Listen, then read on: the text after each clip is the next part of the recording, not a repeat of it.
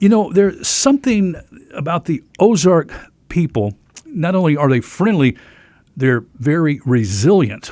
They're very crafty, and they're hardworking, Lynn Berry. That's correct. Absolutely that. Because, back in the day, there wasn't a lot of deliveries from Amazon. That's right. We have a special guest right now joining us here on Bot Radio Network. Let's welcome Valerie Coleman, who is part of the Hard Work University known as College of the Ozarks.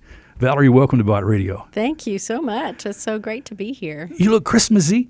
Yes. You got and this is Christmas time. That's why we're here. An That's right. Ozark Mountain Christmas in Branson. It's a beautiful thing. So you've been a part of this experience for a while now. I have. I've lived in this area for a number of years, and I've worked at College of the Ozarks for about 8 years. And so it is really wonderful to see everything come to life at this time of year.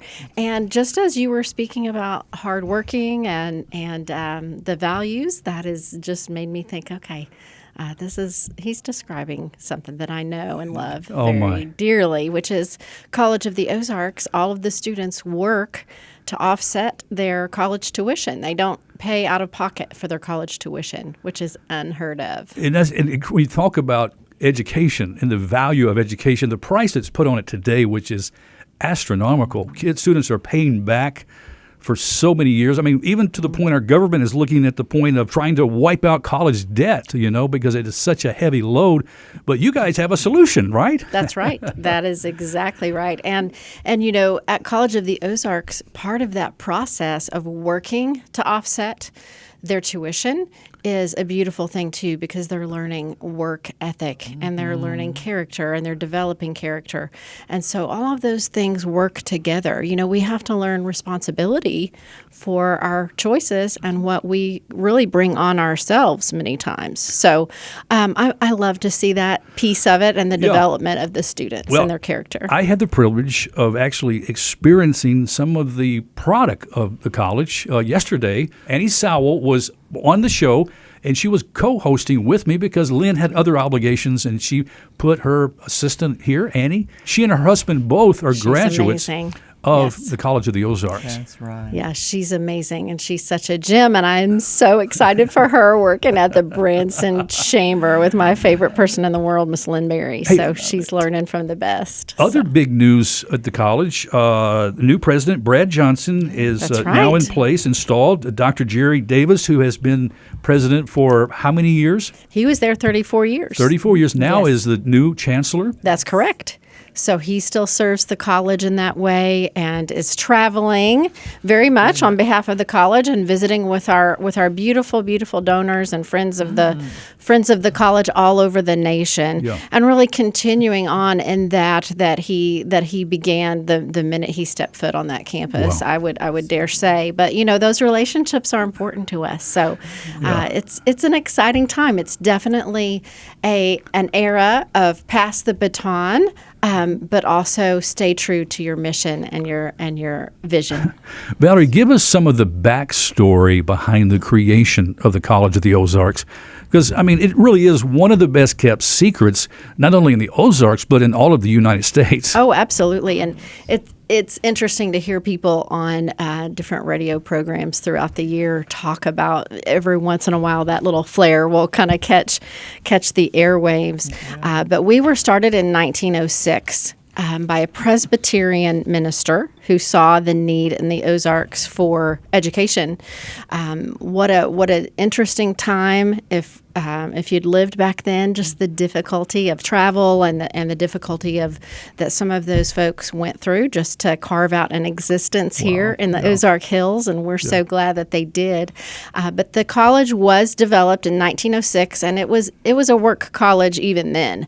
So that is what makes us positioned in such a way to continue on with that. We have many, many calls throughout the years. How do we do that? Can we, can we even adopt part of that model? And so we love to have those conversations, and we do answer a lot of questions, and we hope the best for everyone to be able to take even a piece of that. Right. But we were founded on Christian values, Christian principles, and hard work, and that was to benefit the youth of this area, and we continue in that today. That is still our mission, and so we serve this area and surrounding states, some from all over the United States and even international, but definitely that focus on our area because that is how we were founded, and so we love to carry on in that, and I love that work component is still part of us. Well, how does a student qualify to be, a potential student? Because I've been told that a lot of people apply to the school. Many apply, but few are chosen. That's a good way to put it. We are selective, but I always encourage people, if you have any interest at all, apply. So we do select those students on a needs-based format, but we also have some that is not necessarily needs-based. So every potential student is going to fill out the FAFSA just like you would for any other college, and so we're going to look at that information. But then your academic standing and your commitment to service and to hard work. So we're really looking for a match. Is this a person who will come and will thrive at the college? So they put a big emphasis on the interview. Right. Which is, I can see that, sometimes you can look one way on paper or it can seem one way just in black and white, but when you meet someone and you see their heart for hard work and for service and their commitment to Christian values, then we know that's a match. And we want to do that, and we want to give them the chance to see what we're all about. Yeah. You actually have an actual working dairy farm. That's correct. So students are actually shoveling things they might not thought they'd ever shovel before, right? That's right. That's right. There's ice cream at the end. There's ice cream at the end, which makes it all worth it, let me tell you. It's delicious ice cream, too, by the way. I want to mention, as we talk about the college, this is a tourist destination. It's one of the finest places to stop when you're in Branson because you've got the Keeter Center, the Ralph Foster Museum. By the way, if anybody ever watched the Beverly Hillbillies, that's right. That's where Jed Clampett's car is, Miss Lynn. That's right. And we really treasure those items that are there at the Ralph Foster Museum, as well as the wonderful student service and the chef-driven dining at the Keeter Center, at the Dobbins Dining Room. Oh, so delicious. Tell us more, Valerie. Oh, my goodness. Well, you can come dine at the Keeter Center and have a meal. You can spend half a day. You can actually spend all day long on campus if you would like to. There's so much to do and see.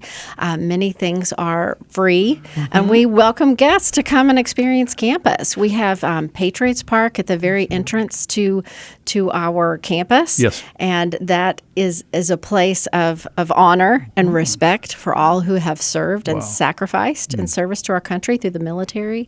And then just coming right on through, you've got the Keeter Center, as Lynn mentioned. And then you have Edwards Mill and General Store, which is definitely a throwback in time. It's like you've stepped back into the 1800s. You brought some goodies with you, too, right? I did. Would you like a little show and tell? Let's look at it. All right. So we have these beautiful items, and these are really part of our Christmas-focused offering for now. So. And you might let's turn it up a little bit this way so you've got a camera there. That's perfect. But talk close to that microphone. Okay. Absolutely. We have some really sweet candle scents, and we have some chutney that is going to be so great on your little turkey sliders right after Thanksgiving Day, and of course our traditional fruitcake. I love fruitcake. That's right. So, these are the best. And whether you think you love fruitcake or not, you have to try ours because it is truly such a great cake. It's moist. Yes. And sweet and delicious, and for some reason it is just super, super wonderful. I think it's because of those students that are hand making that every day. And so really it's a great place to do your Christmas shopping, Lynn. That's what I do. Yeah. That's right. And year after year. Handcrafted, created by the students. That's right. Right from the college. That's right, exactly. Okay, Valerie, what does an Ozark Mountain Christmas in Branson mean to you? Ozark Mountain Christmas in Branson is such a special, special time. And I feel like any time of the year is beautiful in this area as you're driving through our rolling hills and seeing the lakes and everything. But I love the way everyone comes together and decorates, and the lights, the sparkle, Yes. the twinkle, Yeah, the yeah. magic. I mean, it just doesn't get any better. And if you really, really love Christmas, you're going to love Branson. For more information about College of the Ozarks, the website is cofo.edu. cofo.edu, College of the Ozarks. It's an experience, friends, you've got to have when you come to Branson any time of the year, but Christmas makes it really special, Valerie. That is exactly right. And visit that website. You can also click straight from that website to the Keeter Center. Yes. And to store.edu, which will take you to all the products, and Nice. you can order online as well. But come on over in person and check out our campus. Yeah, and also while you're on the site, because we didn't go into all the academic programs and degrees right. the college offers, but they're all on the website, and I encourage our friends to check it out. That's correct. Merry Christmas, Valerie. Merry Christmas. Thank you so much.